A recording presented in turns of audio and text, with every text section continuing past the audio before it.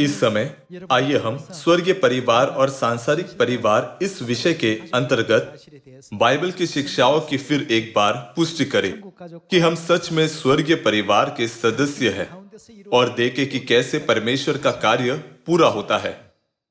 मुझे आशा है कि हम सभी हमारी माता का हाथ थामकर अनंत स्वर्ग के राज्य में स्वर्गीय पिता से मिलेंगे। आइए हम इब्रानियों अध्याय 8 वचन 5 पर एक नजर डालें। वे स्वर्ग में की वस्तुओं के क्या प्रतिरूप और प्रतिबिंब की सेवा करते हैं।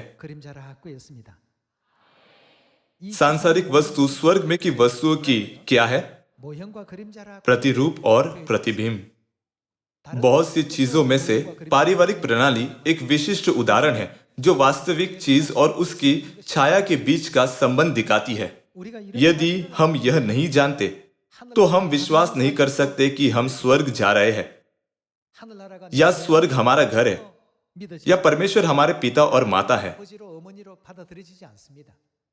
परमेश्वर ने बाइबल को किसके लिए लिखने दिया और परमेश्वर ने इस युग में हमें क्यों बाइबल दिया?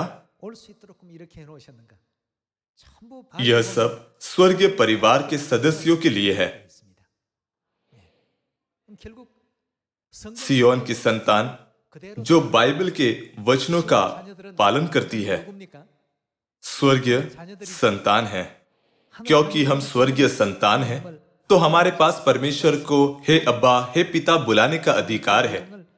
आज आइए हम इसका अध्ययन करें और इन वचनों का सही अर्थ खोजें। सांसारिक वस्तु स्वर्गीय वस्तु का प्रतिरूप और छाया है। जब परिवार की प्रणाली की बात आती है तब हम उसके सदस्यों के बारे में सोच सकते हैं। उसमें पिता होता है। पिता उसके परिवार का प्रतिनिधि है और कमाने वाले के रूप में जिम्मेदारी उठाता है। वह जीविका कमाता है, वह पिता है। परमेश्वर ने ऐसा मिशन आदम को भी दिया। परमेश्वर ने कहा अपने माते के पसीने की क्या रोटी खाया करेगा। इसीलिए परिवार में पिता होना चाहिए। जैसे शारीरिक परिवार में यानी छाया की दुनिया में पिता है, वैसे आत्मिक दुनिया स्वर्ग की अदृश्य दुनिया में पिता है। जब हम इब्रानियों अध्याय 8 फिर से सोचे, सांसारिक वस्तु स्वर्गीय वस्तु का प्रतिरूप और छाया है। सभी लोगों पहले क्या आता है, वास्तविक वस्तु या छाया? छाया का अस्तित्व सिर्फ तब हो सकता है जब वास्तविक वस्तु है। यदि वास्तविक वस्तु न हो तो छाया नहीं हो सकती। वास्तविक वस्तु के बिना छाया का अस्तित्व नहीं हो सकता। यहां ज्योति है। आप मेरे हाथ की छाया देख सकते हैं। क्योंकि हाथ है तो छाया का अस्तित्व है। जब मैं उसे निकालता हूं तब छाया चली जाती है। पहले वास्तविक वस्तु होनी चाहिए, सिर्फ तब ही छाया का अस्तित्व हो सकता है। बाइबल कहती है कि सांसारिक वस्तु स्वर्गीय वस्तु की छाया है। इसलिए यदि पृथ्वी पर जो छाया की दुनिया है पिता है, स्वर्ग में जो वास्तविकता की दुनिया है कौन होना चाहिए? आइए हम देखें कि स्वर्गीय दुनिया में हमारे पास सच में पिता है या नहीं। आइए हम इब्रानियों अध्याय 12 वचन 8 पर जाए। यदि वह ताड़ना जिसके भागी सब होते हैं तुम्हारी नहीं हुई तो तुम पुत्र नहीं पर व्यभिचार की संतान ठहरे। फिर जबकि हमारे शारीरिक पिता भी हमारी ताड़ना किया करते थे। पृथ्वी की वस्तु शारीरिक है अर्थात छाया की दुनिया की है। तब आइए हम शब्द शारीरिक को शब्द छाया से बदले। फिर जबकि हमारे छाया के पिता भी हमारी ताड़ना किया करते थे, हमने उनका आदर किया, तो क्या आत्माओं के पिता के और भी अधीन न रहे जिससे जीवित रहे? आत्माओं की दुनिया असलियत है, इसीलिए हम असली पिता के और भी अधीन रहते हैं। इस पृथ्वी पर शारीरिक पिताओं का अस्तित्व आत्मिक दुनिया में आत्मिक पिता के अस्तित्व को दिखाता है। हमारे पास निश्चित ही हमारे आत्माओं के पिता है। हम हमारी आत्माओं के पिता को क्या बुलाते हैं? क्या हम उन्हें पिता परमेश्वर नहीं बुलाते? मत्ती 6 में आइए हम यीशु के वचनों के द्वारा पिता परमेश्वर के अस्तित्व की पुष्टि करें। मत्ती अध्याय 6 आयत 8, क्योंकि तुम्हारा पिता तुम्हारे मांगने से पहले ही जानता है कि तुम्हारी क्या क्या आवश्यकताएं हैं। परमेश्वर के बारे में बताते हुए यीशु कह रहे हैं कि वह तुम्हारा पिता है, दूसरे शब्दों में हमारे पिता। वचन 9, अतः तुम इस रीति से प्रार्थना किया करो, हे हमारे कौन? हमारे पिता तू जो स्वर्ग में है। पृथ्वी की प्रणाली स्वर्गीय प्रणाली का प्रतिरूप और छाया है। इस पृथ्वी पर जो छाया की दुनिया है, पिता का अस्तित्व है। उसके द्वारा हम वास्तविक दुनिया को समझ सकते हैं। ओ, आत्मिक दुनिया में पिता है, क्या हम समझ सकते हैं या नहीं? सिर्फ जब वास्तविक वस्तु होती है तब छाया का अस्तित्व होता है। वास्तविक वस्तुओं के बिना छाया प्रकट नहीं हो सकती। तब हम साबित कर सकते हैं कि आत्मिक दुनिया यानी वास्तविकता की दुनिया स्वर्ग में पिता है, क्योंकि इस पृथ्वी पर छाया की दुनिया में पिता है। बाइबल स्वर्गीय पिता के अस्तित्व को साबित करती है। पिता, क्या हम बस किसी वृद्ध मनुष्य को पिता बुलाते हैं? मान लीजिए कि एक मनुष्य है जो 100 वर्ष की आयु का है, लेकिन उसकी कोई संतान नहीं है। क्या वह पिता हो सकता है? पिता वह शीर्षक नहीं जिसे एक मनुष्य वृद्ध होने पर पा सकता है। उसके पास उसकी संतान होनी चाहिए, यह शर्त है। जब आप शब्दकोश में शब्द पिता को देखें तो उसका वर्ण एक नर के रूप में किया गया है, एक मनुष्य जिसके पास अपनी संतान है। यदि उसके पास कोई संतान नहीं है तो वह पिता नहीं हो सकता, चाहे उसकी आयु कितनी ही क्यों न हो, 100, 70, 50, 40, यह मायने नहीं रखता। यह ऐसा नहीं कि जब आप 40 की आयु के हो जाए तो आप अपने आप पिता बनते हैं। उसके लिए कौन होना चाहिए? सिर्फ जब एक मनुष्य के पास अपनी संतान हो तब उसे पिता बुलाया जा सकता है। कौन उसे पिता बुला सकता है? उसकी संतान।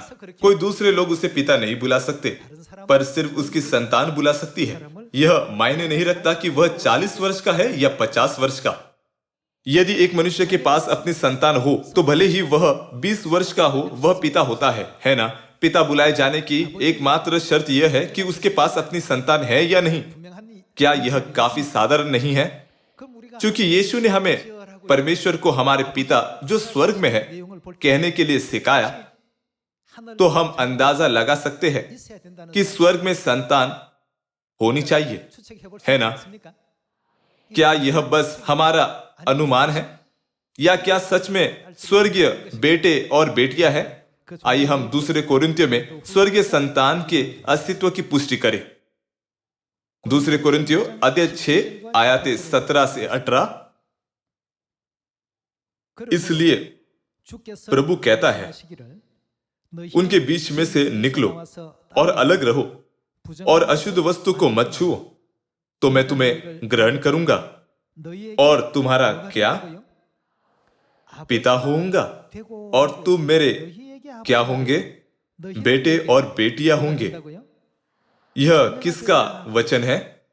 यह सर्वशक्तिमान प्रभु परमेश्वर का वचन है। यह परमेश्वर का वचन है। यह संबंध पिता और उसके बेटे या पिता और उसकी बेटी के बीच शारीरिक संबंध के बारे में नहीं है। यह आत्मिक पिता और उनके आत्मिक बेटे के बीच आत्मिक संबंध है ना? यह आत्मिक पिता और उनकी आत्मिक बेटियों के बीच आत्मिक संबंध है ना? मैं तुम्हारा पिता होऊंगा और तुम मेरे बेटे और बेटियां होगे। यह कौन कहता है? सर्वशक्तिमान प्रभु परमेश्वर का वचन है। परमेश्वर ने वह कहा। यह बाइबल की स्पष्ट शिक्षा है। छाया की दुनिया के शारीरिक परिवार में पिता और बेटे और बेटियां हैं। तब यदि पिता, बेटे और बेटियां हैं, तो क्या वे परिवार के सभी सदस्य हैं? उसमें और भी कोई है। उसमें माता होनी चाहिए। यह तथ्य की छाया की दुनिया में सांसारिक माता है दिखाता है कि आत्मिक दुनिया में असली माता है। यह इसलिए क्योंकि सिर्फ जब असली वस्तु होती है तभी छाया हो सकती है ना?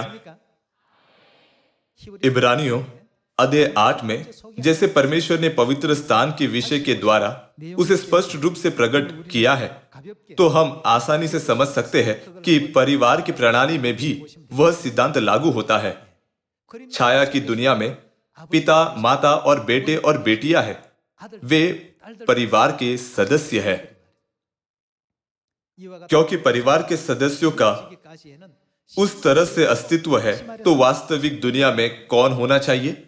स्वर्ग के राज्य में पिता परमेश्वर, स्वर्गीय बेटे और बेटियां, और कौन होना चाहिए? स्वर्गीय माता।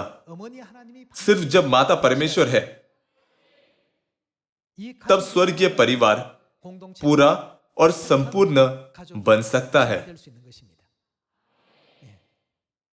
लोग पृथ्वी पर माता के अस्तित्व को स्वीकार करते हैं, लेकिन वे कहते हैं आत्मिक दुनिया में सिर्फ पिता है, वहां माता नहीं है। लेकिन जब आप वास्तविकता और छाया के बीच के संबंध को स्मरण करें, तो क्या उसका कुछ मतलब बनता है? नहीं, उसका कुछ मतलब नहीं है। इसीलिए बाइबल हमें कहती है कि हमारे पास माता है। पवित्र बाइबल क्या है? यह वचन है जो हमारे पवित्र परमेश्वर हमें देते हैं। यह हमारे लिए परमेश्वर का पत्र है। तब आइए हम देखें कि जैसे हमारे पास पृथ्वी पर माताएं हैं, ठीक वैसे हमारे पास स्वर्ग में माता है या नहीं। गलतियों अध्याय 4 आयत 26। पर ऊपर की, दूसरे शब्द में स्वर्ग की, यरूशलेम स्वतंत्र है। और वह कौन है? हमारी माता है। शब्द माता का उपयोग करने वाला कोई होना चाहिए। सिर्फ इसलिए कि एक स्त्री 40, 50, 60 या 70 या 100 वर्ष की होती है, तो इसका मतलब यह नहीं कि वह माता है। उसकी आयु मायने नहीं रखती। उसके पास कौन होना चाहिए? उसकी संतान। ठीक उसी तरह हमारी माता, हमारे स्वर्गीय माता के पास उनकी संतान होनी चाहिए। पृथ्वी पर जीवों की दुनिया में किसके पास सबसे महान प्रेम है? वह माता है। जब कभी हम माताओं के बारे में कहानी सुनते हैं, हम बहुत प्रभावित होते हैं। माता के प्रेम से जुड़ी हर कहानी हमारे मन को छूती है। इसमें एक कारण है कि बहुत से लोग एक पसंदीदा शब्द के रूप में माता चुनते हैं। माताओं के हृदय में सबसे प्रचुर मात्रा में क्या होता है? माताओं के पास उनके हृदयों में सबसे प्रचुर मात्रा में प्रेम होता है। इसीलिए जब कभी हम माताओं के बारे में कहानियों को सुनते हैं, माताएं अपनी संतानों के लिए समर्पित और निस्वार्थ होती है। कौन अपनी संतान के लिए अपना खुद का जीवन बलिदान कर सकती है? वह माता है। माताएं अपनी संतानों से बहुत अधिक प्रेम करती है। दुनिया में माताओं के महान प्रेम की कई कहानियां हैं। आपने उनमें से कम एक कहानी सुनी होगी। तब आइए हम इसके बारे में सोचें। पृथ्वी पर माताएं, स्वर्गीय माता का क्या है? स्वर्गीय माता का प्रतिरूप है। क्या छाया के पास सुगंध होती है? भले ही उसके पास सुगंध नहीं होती, लेकिन क्यों हम माताओं के प्रेम के बारे में सुनकर आंसू बहाते हैं? क्यों हम द्रवित हो जाते हैं? भले ही पृथ्वी पर माताएं एक छाया है, लेकिन उनके पास स्वर्गीय माता का स्वभाव है। वास्तविकता की माता कैसी होगी? हमारी आत्मिक माता का स्वभाव कैसा होगा? हमारे उद्धार के लिए हमारे पापों के कारण माता पृथ्वी पर हमारी तरह शरीर पहनकर आई। आइए हम माता के यहां आने से पहले उनके पिछले रूप की कल्पना करें। वह स्वर्ग में ज्योति से घिरे रहकर कितनी सुंदर और शानदार रही होगी। सांसारिक पिताओं और माताओं के द्वारा जो अपनी संतानों के लिए महान प्रयास करते हैं, हम समझ सकते हैं कि स्वर्गीय पिता और माता हमारे लिए कितना अधिक प्रयास करते हैं। सिर्फ छाया को देखकर हम आंसू बहाते हैं और उनकी पीड़ाओं पर हमारा दिल टूट जाता है। हमारे स्वर्गीय परिवार की कहानियां कितनी अधिक आंसू बहाने वाली होगी, हमें इसके बारे में सोचने की जरूरत है। छाया की दुनिया में वह काफी दिल तोड़ने वाला है। माता पिता अपनी संतानों के लिए खुद को बलिदान करते हैं। हाल ही में मैंने वेनेजुएला से भेजी गई सियोन की सुगंध को पढ़ा। चूंकि वेनेजुएला में राष्ट्रीय कठिनाइयां है, तो सियोन में भी पर्याप्त भोजन नहीं है। सबत के दिनों पर जब सदस्य सियोन में आते हैं, वे किसी भी भोजन को एक साथ बांटते हैं। भले ही हर सदस्य को कुछ भोजन दिया जाता है, लेकिन माएं शायद ही कम खाती हैं, लेकिन अपनी संतानों को खिलाती है। इस कहानी को पढ़कर मेरा दिल टूट गया। इस सांसारिक दुनिया में, छाया की दुनिया में भी माताएं अपनी संतानों से उतना अधिक प्रेम करती है। तब वास्तविकता की दुनिया यानी आत्मिक दुनिया में स्वर्गीय माता का स्वभाव और प्रेम कितना अधिक महान होगा। आज आइए हम सब इसके बारे में सोचें और आनंद करें कि हमें पिता और माता की संतान बनने के लिए परमेश्वर को धन्यवाद और सम्मान दे। इसीलिए बाइबल हमें परमेश्वर को धन्यवाद देने को कहती है। आइए हम रोमियो अध्याय 8 वचन 16 देखें। आत्मा आप ही हमारी आत्मा के साथ गवाही देता है कि हम कौन हैं। हम परमेश्वर की संतान हैं। आत्मा किसके द्वारा गवाही देता है कि हम परमेश्वर की संतान हैं? आत्मा किसी चीज के द्वारा गवाही देता है। तुम परमेश्वर की संतान हो।